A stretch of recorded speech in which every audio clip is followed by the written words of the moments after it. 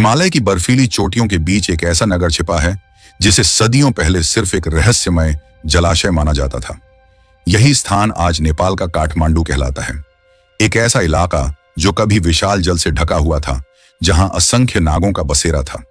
उन्हीं रहस्यों के बीच छिपा है यूनेस्को द्वारा मान्य विश्व धरोहर स्थल, तांत्रिक साधनाओं का केंद्र और एक विशाल खुला श्मशान, जहां हर कोना किसी अनकही गाथा की गवाही देता है। इस शहर का सबसे गूढ़ रहस्य है भगवान शिव को समर्पित पशुपतिनाथ मंदिर।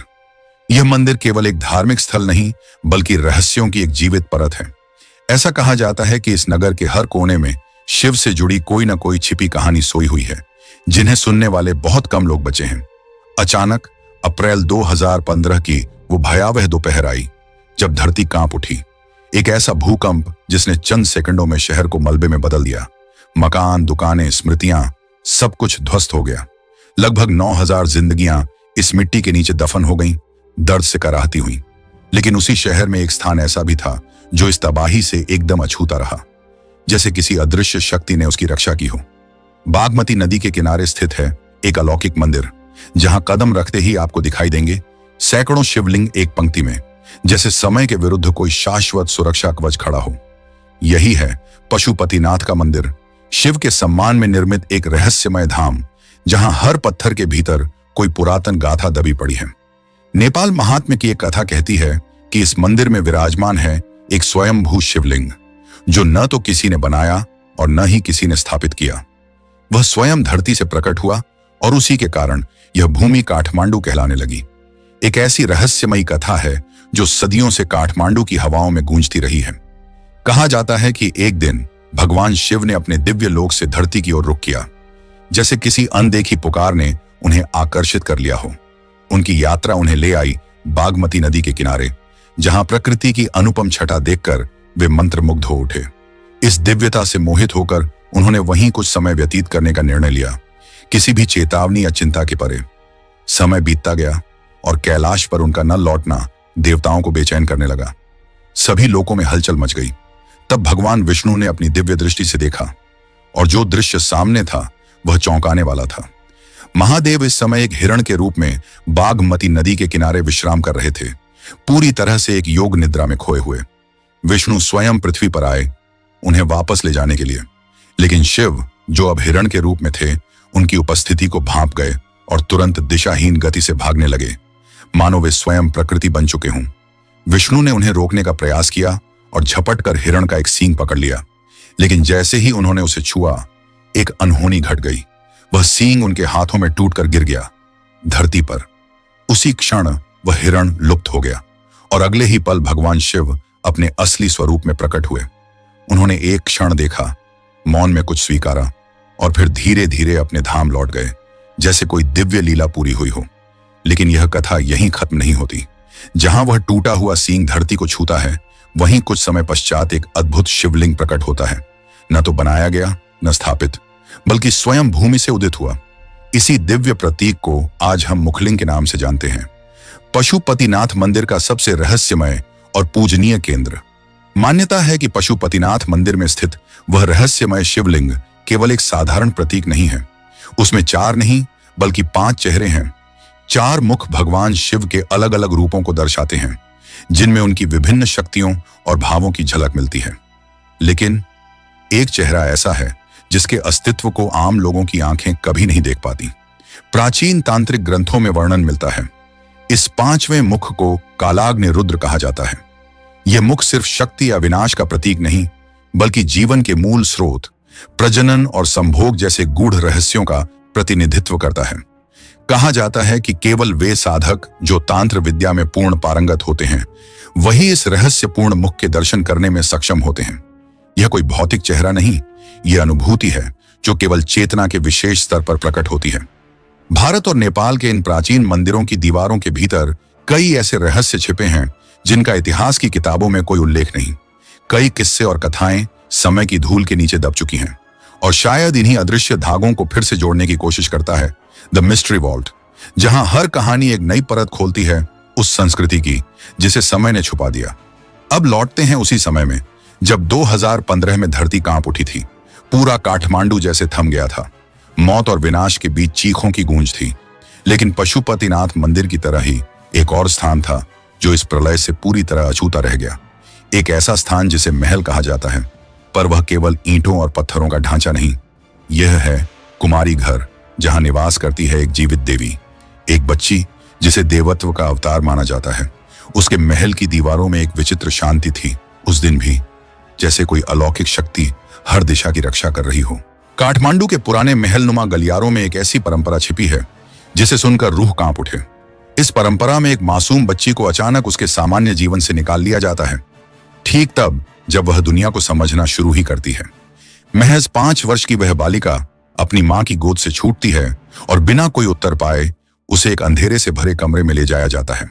कमरे की दीवारें चुप हैं, हवा भारी है और चारों ओर कुछ पुराने दिए मंद मंद रोशनी बिखेर रहे हैं। वह बच्ची डर से कांप रही है, आंखें बार बार कुछ देखने की कोशिश करती हैं, लेकिन कुछ स्पष्ट नहीं दिखता। तभी एक आकृति सामने आती है, एक पुजारी जो आंखें मूंदे खड़ा है और रहस्यमय मंत्रों का जाप कर रहा है। शब्द हवा में गूंज रहे हैं, जैसे कोई अदृश्य शक्ति उस कमरे को घेर रही हो। बच्ची कुछ पूछने ही वाली होती है कि अचानक एक विचित्र परिवर्तन उसके भीतर उठता है। एक कंपाहट नहीं, बल्कि ऊर्जा की एक लहर।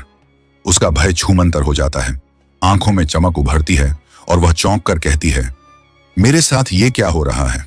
मुझे ऐसा क्यों लग रहा है जैसे कोई ताकत मेरे भीतर समा रही है? पुजारी अपनी आंखें खोलता है और एक मंद मुस्कान के साथ कहता है, तुम अब केवल एक बच्ची नहीं रही, तुम्हारे भीतर देवी दुर्गा की चेतना प्रविष्ट हो चुकी है। यही शक्ति अब तुम्हारी आत्मा बन चुकी है। तुम इस नगर की कुमारी हो, एक जीवित देवी। यह कोई साधारण मान्यता नहीं, यह एक ऐसी परंपरा है जो सदियों से चली आ रही है। इस प्रथा में चुनी जाती है एक विशेष जाति की कन्या, शाक्य समुदाय की, और उसकी पहचान केवल उम्र से नहीं, बल्कि एक रहस्यमयी शक्ति से होती है जो बिना कहे उसके भीतर नजर आती है। काठमांडू की गलियों में एक रहस्य ऐसा भी है जो आम आंखों से परे है। वह परंपरा जिसे जन्म दिया एक सपने ने। स्थानीय जनश्रुति के अनुसार यह रिवाज सदियों पहले मल्ल वंश के एक राजा के स्वप्न से शुरू हुआ था। उस स्वप्न में देवी दुर्गा ने स्वयं प्रकट होकर आदेश दिया था, एक ऐसी कन्या को चुनो जिसमें मेरी चेतना बस सके, जो पृथ्वी पर मेरा जीवित स्वरूप बने। और तब से इस नगर में एक परंपरा जन्मी, एक बालिका को कुमारी के रूप में प्रतिष्ठित करने की। लेकिन यह शक्ति स्थायी नहीं होती, इसकी एक रहस्यमयी शर्त है। जैसे ही कुमारी के भीतर किशोरावस्था के लक्षण प्रकट होने लगते हैं, मान्यता है कि उसकी देह से वह दिव्यता चली जाती है। वह शक्ति जो अब तक शांत थी, अपने अगले पवित्र पात्र की तलाश में निकल पड़ती है। पुजारी मानते हैं कि जैसे ही शरीर में जैविक परिवर्तन आरंभ होते हैं, वैसी स्थिति में मन अशांत होने लगता है और उस अशांति में वह दिव्य चेतना टिक नहीं सकती।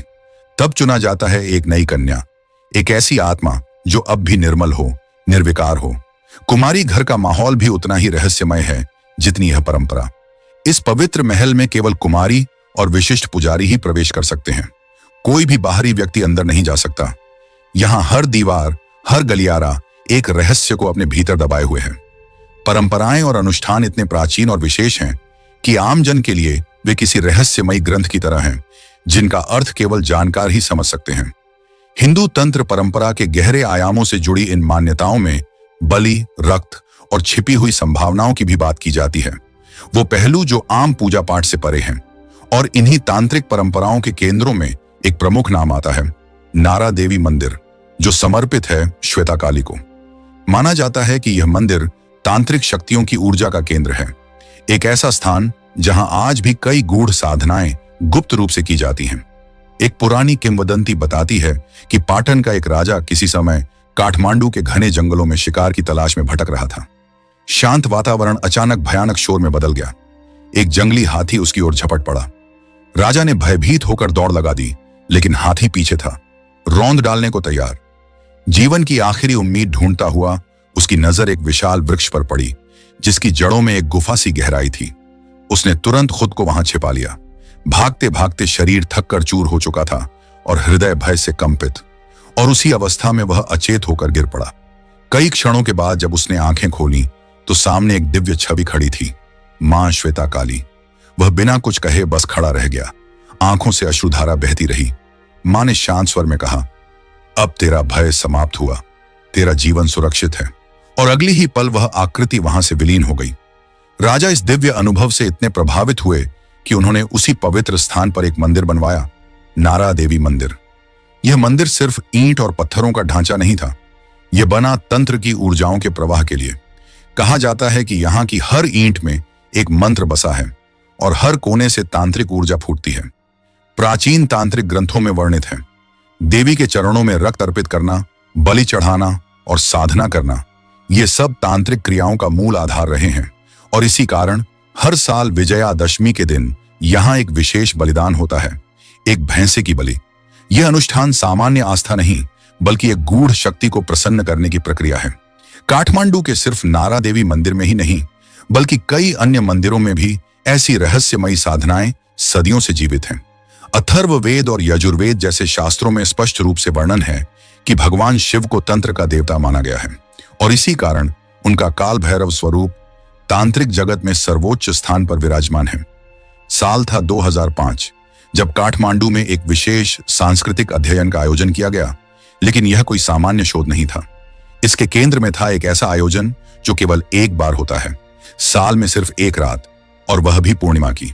उसी रात जब चांद अपनी संपूर्णता में चमकता है, कीर्तिमुख भैरव के मंदिर में शुरू होता है एक ऐसा अनुष्ठान जिसे सुनकर रूह तक कांप जाती है। कहा जाता है कि इस तांत्रिक क्रिया में 5 बलिदान चढ़ाए जाते हैं, 5 अलग अलग प्राणियों की आहुतियां। यह कोई आम पूजा नहीं, बल्कि एक पंचयज्ञ होता है, एक ऐसा यज्ञ जो कीर्तिमुख भैरव को समर्पित होता है, जिनका स्वरूप काल के सबसे भयावह रूपों में से एक माना जाता है।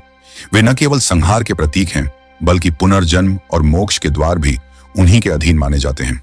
इस आयोजन का रहस्य यह नहीं कि यह होता है, बल्कि यह है कि क्यों होता है। मान्यता है कि इस अनुष्ठान से व्यक्ति मृत्यु और पुनर्जन्म के चक्र से मुक्त हो सकता है, और शायद इसी आकांक्षा के साथ हर साल हजारों लोग काठमांडू के पशुपतिनाथ मंदिर की ओर खींचे चले आते हैं।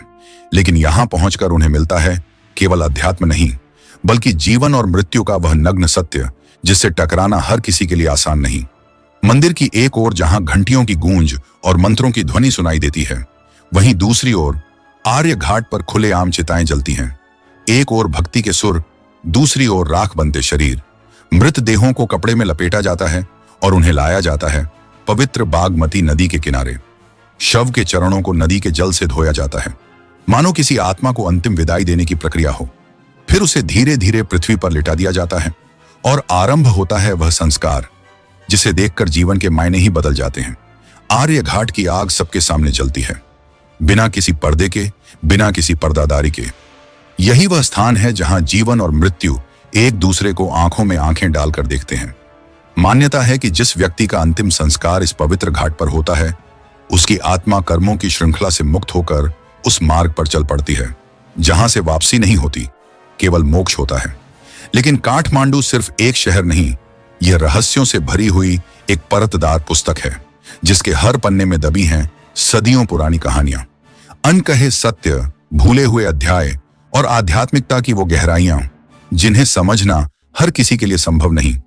यह शहर न केवल अपनी ऐतिहासिकता के लिए जाना जाता है, बल्कि यह हिंदू और बौद्ध दोनों धर्मों का तीर्थ स्थान भी रहा है। पशुपतिनाथ, यह नाम ही काफी है उस दिव्यता को महसूस करने के लिए। कहा जाता है कि स्वयं भगवान शिव यहाँ वास करते हैं और इसीलिए यह भूमि केवल एक तीर्थ नहीं, बल्कि शिव की जीवित उपस्थिति का संकेत मानी जाती है। यहाँ की हवाओं में भी वह कंपन है जो एक साधक की चेतना को झकझोर देती है।